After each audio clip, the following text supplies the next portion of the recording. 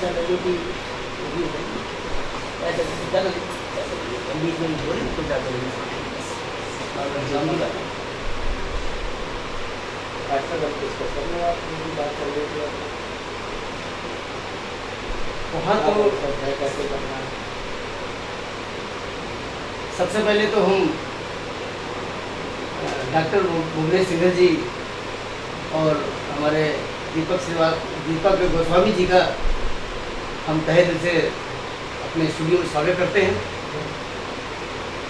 और हमारे कर्ता इस चैनल के और SLCPL प्रोडक्शन हाउस के फाउंडर कुलदीप सिंह राजपूत जी जो हमारे साथ में बैठे हुए हैं, हम इनका भी स्वागत करते हैं।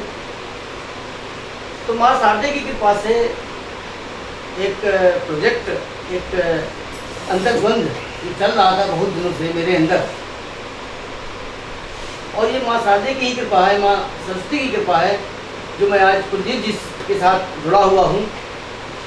और उनकी ख्वाहिश ये थी कि जो हमने अपनी लाइफ में परेशानियाँ उठाई हैं किसी चीज़ को पाने के लिए, अगर उन्हीं चीज़ों को पाने के लिए और भी जो नवोदित कवि कवित्रियाँ हैं वो भटके, वो चीज़ ठीक नहीं है। बिल्कुल, अगर उनको कुछ शॉर्टकट बताया जाए, वैसे तो शॉर्टकट खराब ही होता है, लेकिन ये जो शॉर्टकट मैं बताने जा रहा हूँ ये मेरे हिसाब से कहीं ना कहीं से उनके काम आएगा। अब उसमें हमने डॉक्टर भुवनेश सिंह जी या अपने दीपक गोस्वामी जी, इनको ही क्यों चुना, यहाँ पर बुलाया अपने स्टूडियो में, इनको ही क्यों चुना, ये एक प्रश्न है। इसके पहले हमने कुलदीप सिंह राजपूत जी के साथ जो काम करने का फैसला किया इस प्रोजेक्ट के साथ में, ख्वाहिशें, इस प्रोजेक्ट का नाम है ख्वाहिशें, उसमें भी उसके पीछे कुछ प्रश्न चिन्ह खड़ा हुआ है। तो उसका सिंपल सा मामूली सा आंसर बस ये है, या दिमाग लगाने की बिल्कुल भी जरूरत नहीं है। उसका सिर्फ ये मेरा उद्देश्य है कि हमारा पैशन और प्रोफेशन एक हो। मैंने इसलिए मैं इनसे जुड़ा कि इनके माध्यम से हमारे सारे जितने भी रिसोर्सेज हैं वो सारे मुझे मिल रहे हैं, और ये कड़ी को बढ़ाने के लिए हम अकेले शायद ये काम ना कर पाएँ, इसलिए हम सबको जोड़ रहे हैं। तो जो मेन सब्जेक्ट है वो यही है कि नवोदित कवि कवित्रियाँ जो अच्छे अच्छे टैलेंट गांव के अंदर, घरों के अंदर, शहर में हर जगह छुपे पड़े हैं, या तो उनको आगे बढ़ने के चांस नहीं मिल रहा है, या चांस मिलता है तो लोग उनको आगे नहीं बढ़ने दे रहे हैं। तो हमें कुछ ऐसे लोगों की तलाश है जो उनको ढूंढ के लाएं, या हम उनको दें तो उनको वो प्रमोट करें। हम जिनको ढूंढ के लाएंगे दो प्रकार के होंगे, या तो नवोदित है, उनको कुछ नहीं आता है, कुछ नहीं आएगा मतलब आपसे अभी थोड़ी देर पहले जो डिस्कशन चल रहा था, फ्रेशर, उनको पता सब है, वो गज़ल लिखते हैं, गीत लिखते हैं, मुक्तक लिखते हैं, सब कुछ लिखते हैं वो, लेकिन उनको मीटर और बहर के बारे में ज़्यादा जानकारी नहीं होती है। तो अगर वही चीज़ उनको बता दिया जाए तो कभी तो वो भी, तो यही चीज़ है कि हम अपनी पाठशाला भी चला रहे हैं। अपनी पाठशाला के तहत हम उनको जोड़ना चाहते हैं, जो जिनको सीखना है। उसके लिए हमारे प्रोडक्शन हाउस में अभी तक करीब 30-35 जो वरिष्ठ कवि हैं उनको रिक्वेस्ट करके उनको हम जोड़ चुके हैं। वो सिखाएंगे, गज़ल वाले गज़ल सिखाएंगे, गीत वाले गीत सिखाएंगे, मुक्तक वाले मुक्तक सिखाएंगे। दूसरा पॉइंट है हमारा कि इसमें हम ऑडिशन लेने के लिए हमने मेल फेसबुक पे सब कुछ डाल रखा है। कई लोगों के फ़ोन आ भी रहे हैं, कई लोग जुड़ भी चुके हैं, कई लोग आके ऑडिशन दे भी चुके हैं, और उनका प्रोग्राम भी शूट होके हमारा प्रोग्राम ऑलरेडी चल भी रहा है, आपको बता ही चुके सारा। लेकिन अभी इसमें मेरी भूख कभी नहीं खत्म होगी जब तक मैं मर नहीं जाऊँगा। मैं सही बता दूँ, जितने भी टैलेंट हैं उनको एक एक करके निकाल के लाना है। अब एक एक करके उद्देश्य क्या हुआ कि एक एक करके बात करने से अच्छा है कि किसी संस्था के जो संस्थापक हैं वो अगर हम उनको कैश करें तो उनके अंदर में 100-200 होते हैं। तो इसीलिए मेरा बस और कोई उद्देश्य नहीं है, यही उद्देश्य था आपको बुलाने का कि हमने आपको सब कुछ बताया, आप हमारी सहायता करें, या ये कह दें कि आप उन नामांकनों की सहायता करें, उनको आशीर्वाद दें कि वो आगे बढ़े।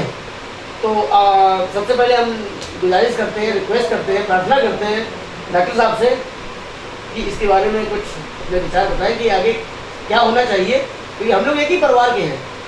फिर इसके बाद में हम गुजारिश करेंगे अपने दीपक जी से। हाँ डॉक्टर साहब अपने विचार बताएं कि मैं गलत हूँ सही हूँ, क्या है, मतलब क्या चल रहा है। धन्यवाद दुर्गेश जी आपका। सबसे पहले तो इस महत्वपूर्ण विषय को जिस प्रकार से आपने जो किया है इसके लिए मैं बड़े भाई कुलदीप जी को बधाई देता हूँ कि उन्होंने इतना बेहतरीन विषय सोचा। बहुत अच्छा। किसी भी देश की संस्कृति उस देश की पूंजी होती है। भारत की पूंजी की बात करो तो भारत की संस्कृति उसकी पूंजी है, और जब आने वाली पीढ़ी अपनी उस पूंजी को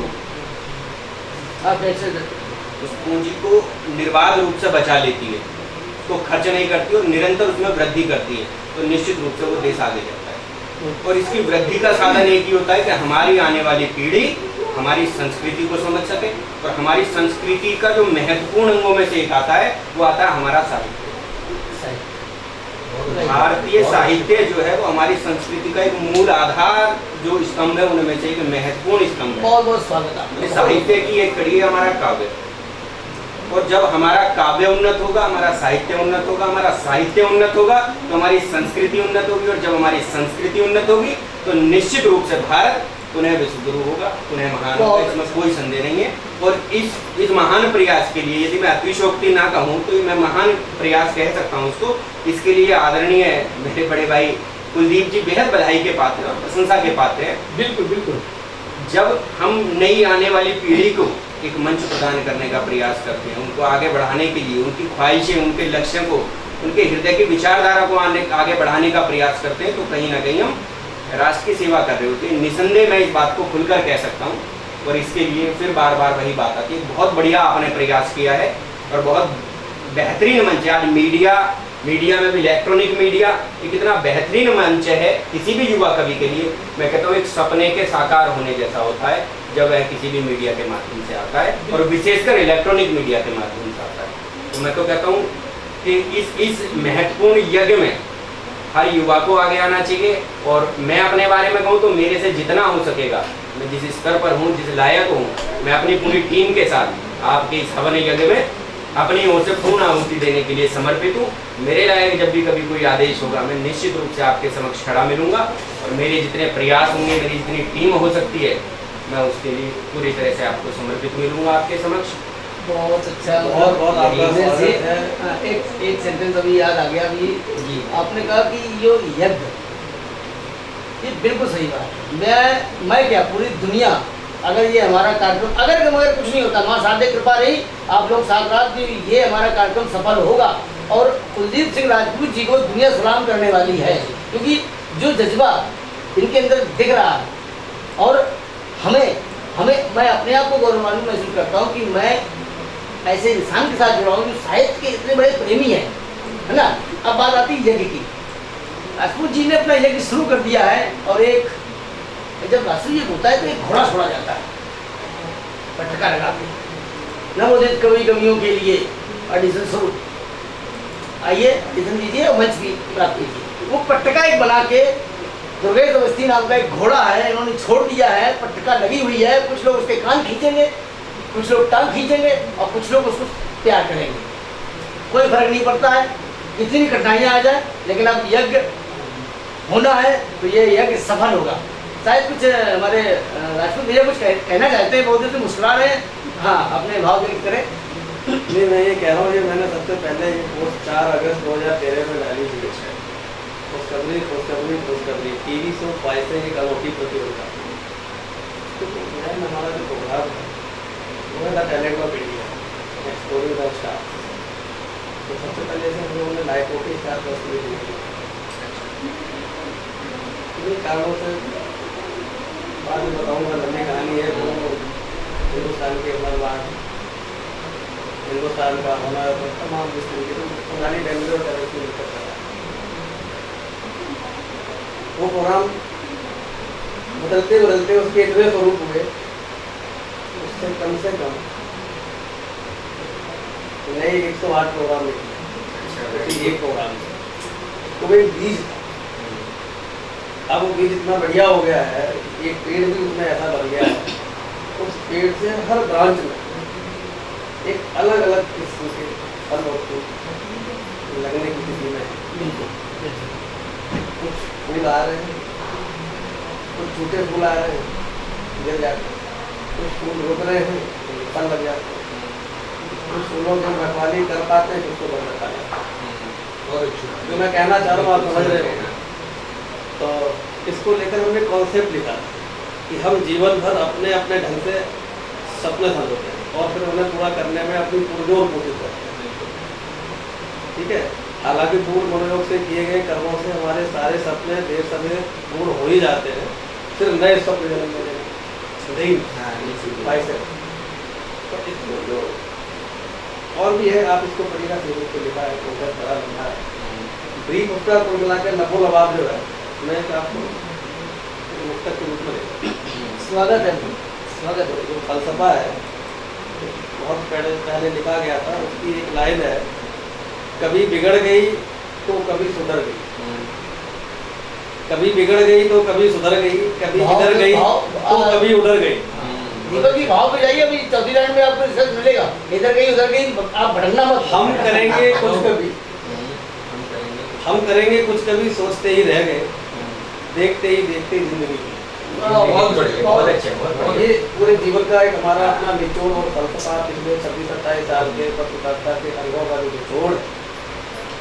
फिर इसको मैं दोबारा से पढ़ देता हूँ कि बिगड़ गई, कभी बिगड़ गई तो कभी सुधर गई, कभी इधर गई तो कभी उधर गई, हम करेंगे कुछ कभी, सोचते ही रह गए, देखते ही देखते जिंदगी गुजर गई। बहुत अच्छा। 2-3-4 लाइनें इसकी और फिर बाद में उकेरी थी, वो इस तरह से है। आ रही है जिंदगी, जा रही है जिंदगी, दास्तां नसीब की सुना रही है जिंदगी। आ रही है जिंदगी, जा रही है जिंदगी, दास्तां नसीब की सुना रही है जिंदगी। जिंदगी क्या चीज है हमने कभी जाना नहीं, जिंदगी क्या चीज है हमने कभी जाना नहीं, फलसफा अपना हमें समझा रही है जिंदगी। बहुत अच्छे, बहुत अच्छे, बहुत बढ़िया, बहुत सुंदर। भूल कर पूछा कभी, भूल कर पूछा कभी, है किसे कहते खुशी।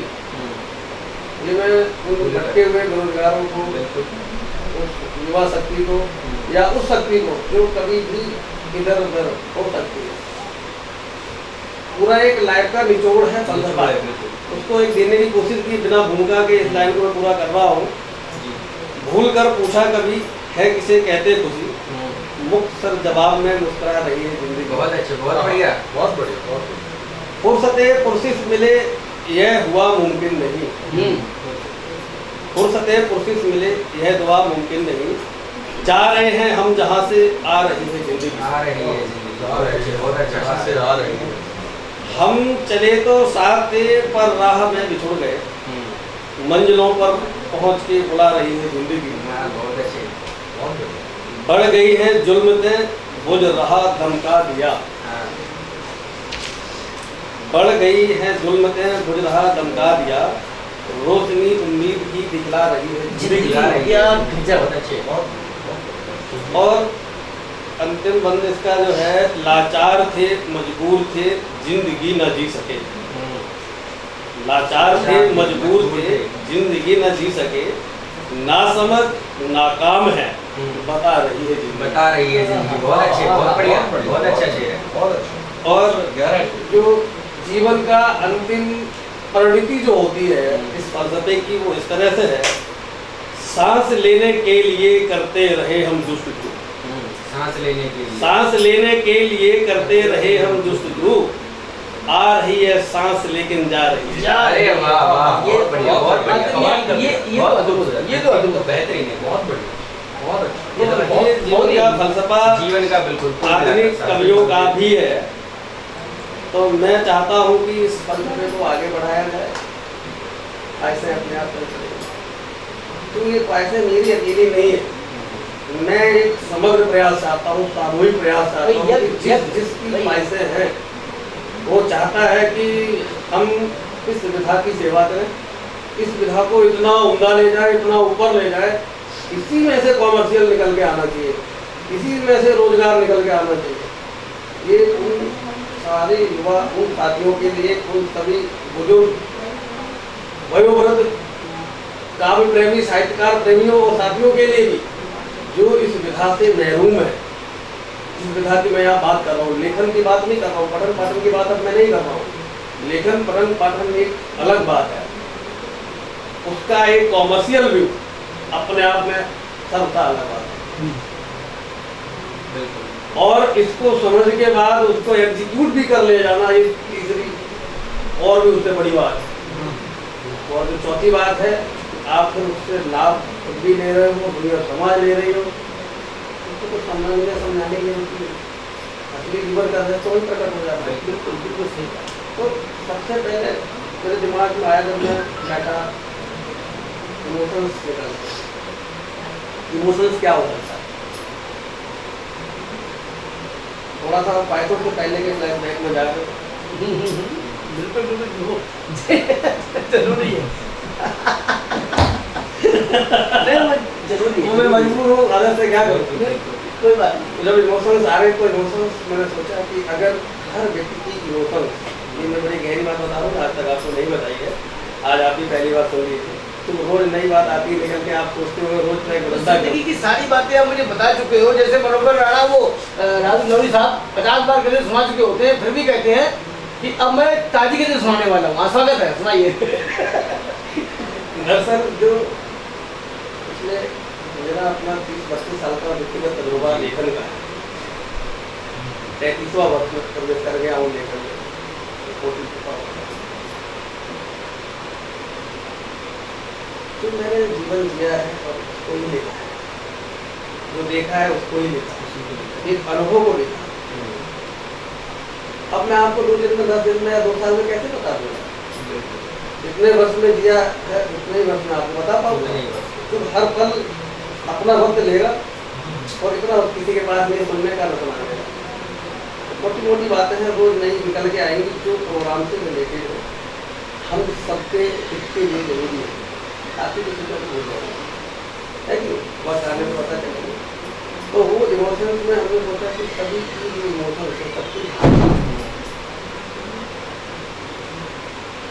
बहुत ही साइंटिफिक वे में बताऊँगा, और साइंटिफिक तरीका ही है। जो मेरा अपना PhD का टॉपिक भी था, science is everything and everything is not gifted, whatever we see in nature, universe and beyond of the universe. फिर थोड़े दिन बाद पता चला beyond of this universe, final stage में पता चला बियॉन्ड ऑफ दीज यूनिवर्स। तो उस तजुर्बे के साथ मैं इमोशंस की बात कर रहा हूँ। एक छोटी सी कहीं लाइट जल रही है, छोटी सी कहीं से वेव्स निकल रही है, यानी कि एक आदमी के अंदर से कोई इमोशंस निकल रही है। मान लीजिए मैं 4 लोग हैं, मान लो मेरे अंदर कोई इमोशंस आ रही है, किस तरह की आ रही है अभी नहीं पता। अब मैं जब उसे अभिव्यक्त करूँगा तो वो इमोशंस कैसी आ रही हैं आपको समझ में आने लगेगा। अगर मैं हंसने लग जाऊँ तो बढ़िया बात, कोई हैप्पीनेस वाली आ रही है। और अगर मैं गुस्सा करने लगा, बोले कोई, वो सब सेंसर्स जो काम करते हैं। अभी जरूर पकड़ने लग जाऊँ मैं और दूसरे वाले इमोशंस आ रहे हैं, ठीक है। ऐसे ही अभी आपके अंदर एक आने लग जाए, एक आपके अंदर, एक आपके अंदर। अगर हम चारों के अंदर सेम इमोशंस आएंगे और हम चारों अगर मुस्कुराएंगे, तो इसका मतलब क्या है कि चारों की इमोशंस यानी कि वेव लेंथ ठीक है। यहाँ पर साइंटिफिक क्या है वो बताना चाहता हूँ। आप कहते हैं आपके अंदर एक जो आती जाती सांस है, उससे बड़ा पावरफुल दुनिया जहाँ में कहीं कोई नहीं, वही आपके अंदर, वही आपके अंदर, कोई हमारे। जब आप सब प्रोसेस, जब आप अंतर्द्वंद की स्थिति में होते हैं, वो बाद में बताऊंगा, लेकिन निकला है तो अंतर्द्वंद जब आपका निकलता है तो वो जो वेव्स पैदा होती है, वो जो इमोशंस के जरिए आप जो वो वेव्स निकलती हैं, वो जो टकराती हुई जाती है, वो आपका मैग्नेटिक फील्ड होता है। जैसे आपने कोई कविता पढ़ी, कोई गजल पढ़ी, कोई गीत पढ़ा, आपके हर जो इमोशंस की जो वेव निकल रही है वो जा रही है, जिसको वो चीज़ उस जगह लेवल पर मैच करती जाएगी, उसके हृदय को उसी लेवल पर जाकर फील करने लगेंगे कि आपने क्या सोच करके लिखा है। अगर वेवलेंथ या फ्रीक्वेंसी प्रॉपर मैच नहीं की तो कुछ लेवल तक हाँ वाह बहुत बढ़िया बहुत बढ़िया, तो जो उसको समझ गया आपके रदीफ और काफियों को, आपके रिदम को और आपके सुर को और उस आने जाने वाली श्वास के वाइब्रेशन को, जो मैं बताना चाह रहा हूँ, वो बिल्कुल आपके साथ जो आपका और उसका एकदम मैच कर गया ना, सोच करके इमोशंस जब आ रहे होंगे तो इसके जरिए एक टेलीपैथी होती है। थोड़ा सा और इसमें आप बीच में अगर थोड़ा सा गए होंगे तो टेलीपैथी आपसे स्टार्ट हो जाती है। फिर आप अगर मेडिटेशन में हैं या वैसे ही सोचते हैं तो आपके कुछ लेवल की डिफरेंस आती होगी, उस रेट में फ्रीक्वेंसी वो सारे एक्टिवेट हो जाएंगे। जैसे ही वो एक्टिवेट होंगे तो सारी ख्वाहिशें लोगों के अंदर होगी। बहुत साइंटिफिक को बात बता रहा हूँ कि मतलब इस तरह का प्रयोग आपने कहीं देखा होगा, शायद सुना भी ना हो। विज्ञान और अध्यात्म को मिला दिया। हाँ है, तो मेरा टॉपिक ही वही है। अब लोग इसमें मुझे फिलोसफर कह रहे हैं या साइंटिस्ट कह रहे हैं या जो उनकी मर्जी कह रहे हैं, मैं कुछ कहलवाने के लिए थोड़ी ये काम कर रहा हूँ। ये मैं व्यक्तिगत अपना अनुभव या व्यक्तिगत जो मेरा अपना प्रैक्टिकल है लाइफ में, तो अपने सपने के लिए कर रहा हूँ। हर आदमी अपने सपने के लिए करता है। मेरा ये शौक है, मेरा जो शौक है उस शौक के चलते मैंने सारे और जॉब छोड़ दिए, बड़ी बड़ी तिलांजलियाँ दे दी।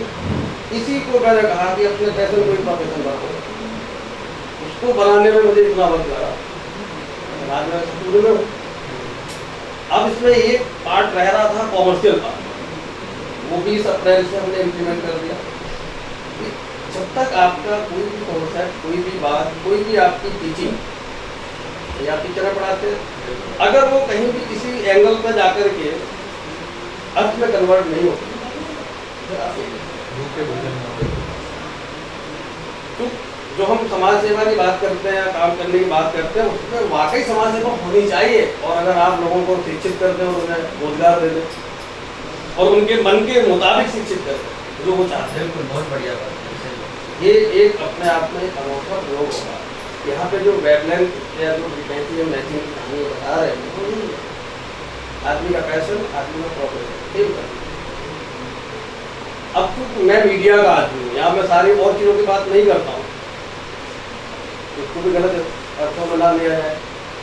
हम जो मीडिया कर्मी हैं, हम यहाँ सिर्फ मीडिया की बात करते हैं। यहाँ पे आपका पैशन क्या है कुछ अलग हो सकता है, प्रोफेशन भी आपका अलग हो सकता है, लेकिन इलेक्ट्रॉनिक मीडिया के माध्यम से कहाँ कहाँ हम आपके लिए सपोर्ट कर सकते हैं।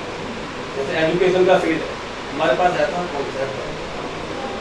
कॉन्सेप्ट है कि इतना करोड़ों रुपया सरकार का बर्बाद होता है बोलेंगे ना स्कूलों के नाम, बिल्कुल ऐसा ही। स्कूलों के अरेंजमेंट को लेकर के उसको मैं बिल्कुल चुटकियों में उस 100% को 10% में कन्वर्ट कर सकता हूँ, लॉजिकल प्रूफ करके।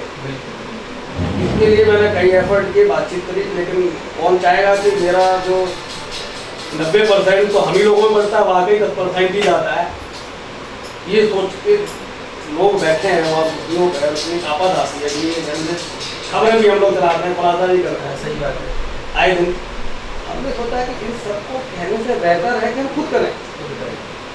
जब मुझे पता है कि उसमें 90% तो लोगों की जेबों में जा रहा है और उसकी हम खबरें भी चला रहे हैं, उसके बावजूद भी कुछ इम्पैक्ट नहीं हो रहा है, तो मैं उसी काम को करने लग गया कि वो 10% कॉस्टिंग कैसे वो 10% जनरेट किया जाए रेवेन्यू और कैसे लोगों को एजुकेट किया बार बार क्यों फोन कर रहे हो?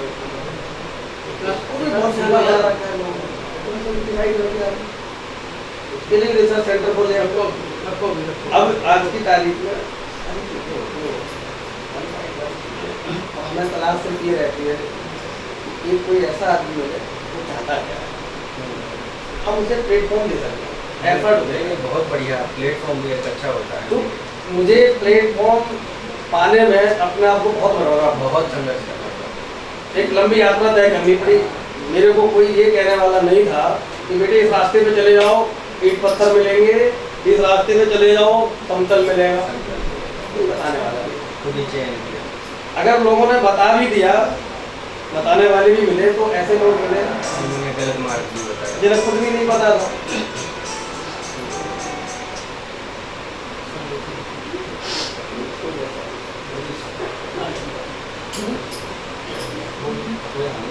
अच्छा हाँ रिकॉर्ड हो गया। जब हो गया तो कट जाएगा मगर अब तेज। हाँ आगे कंटिन्यू रखिए अपनी बात। तो मैं तो फिर मेरा तो कॉन्सेप्ट बहुत डीप में चला जाता है, इसलिए आप मुझे बख्शे रहिएगा अगर आप ज़्यादा मैप में नहीं फंसना चाहते हैं। विचारों के समंदर में आप- अभी हम क्या करते हैं, टॉपिक की बात करते हैं मेनली। दरअसल है क्या मैं बताऊं। मैं आपके जो टॉपिक Actually, है इनको- उसको एक शायराना उसमें आपकी बात को अभी अभी जब एक शब्द एक शब्द स्वागत की तो यहाँ होता है। हाँ जो आपके मन में चल रहा था, जहन के ख्वाबों से उभरती है ख्वाहिशें।